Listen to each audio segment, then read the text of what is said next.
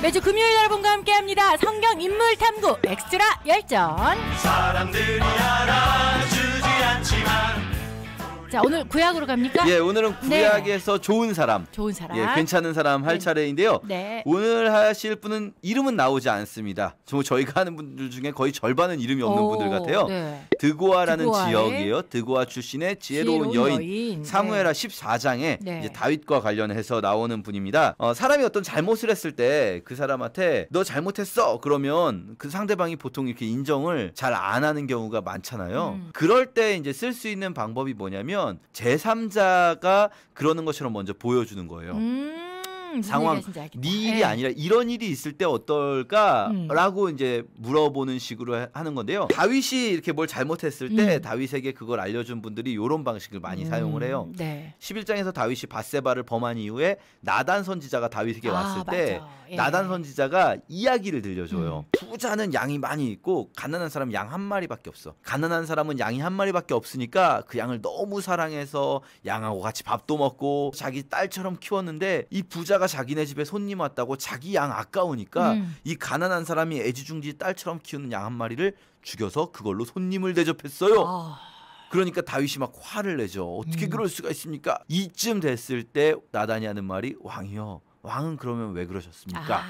이렇게 말하는 거거든요. 할 말 없게 만드는 예. 네. 사무엘하 10장까지는 다윗이 잘 나가는 이야기예요. 사무엘하 11장에서 밧세바 사건이 있고 그 뒤로는 이제 다윗 가문에 어려운 일이 닥치는 걸 보여줍니다. 첫 번째로 닥친 어려운 일이 사무엘하 13장에서 다윗의 아들 중에 암논이 배다른 누이인 다말을 성폭행하는 사건이 너무나 안타까운 사건이 이뤄지죠. 이때 다윗이 이 암논을 징계하지 않아요. 압살롬이 이제 분노의 칼을 갈다가 몇 년 후에 암논을 죽이게 됩니다. 도망을 가는데 도망가서 3년 동안이나 다윗이 압살롬을 찾지 않아요. 이 압살롬을 용서해야 하는지 아니면 압살롬을 용서할 수 없는지 보고 싶은 마음은 있는데 또 용서할 수 없는 마음도 있고 그렇죠. 이 상황을 다윗의 휘하 장수인 요압이 알게 됩니다. 그리고 요압이 이제 꾀를 쓰는데 나단 선지자가 했던 것과 비슷하게 해야겠다. 드고아에 있는 지혜로운 여인을 찾아갑니다.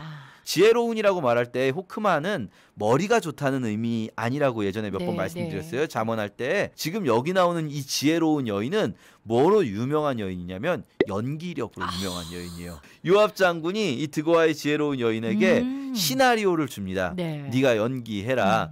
그래가지고 이 드고아의 지혜로운 여인이 아무것도 모르는 척하면서 다윗 왕을 찾아가서 상소를 올리죠. 왕이시여, 큰일 났습니다. 어떻게 합니까 왕이시여? 제가 아들이 둘 있는데 제 아들이 그만 다른 아들을 죽이고 말았습니다. 그러니까 사람들은 이 살인자를 죽이라고 하는데 살인자를 죽이는 거 물론 법적으로 맞지만 왕이시여, 저한테는 그 아들이 어쨌든 남은 유일한 아들 하나인데 이 아들이 아무리 잘못했어도 이 아들마저 없어지면 저는 아들이 없어집니다. 하나 잃은 것도 너무나 가슴이 아픈데 두 번째 아들까지 잃어야 합니까? 막 이러니까 다윗이 마음 아파지는 거예요. 그 이야기를 들으면서 아니다. 이게 살인자를 죽이라는 법이 있을지라도 지금 이 상황에서 그래서는 안 된다. 내가 반드시 네 아들을 살려주겠다고 명령하겠다.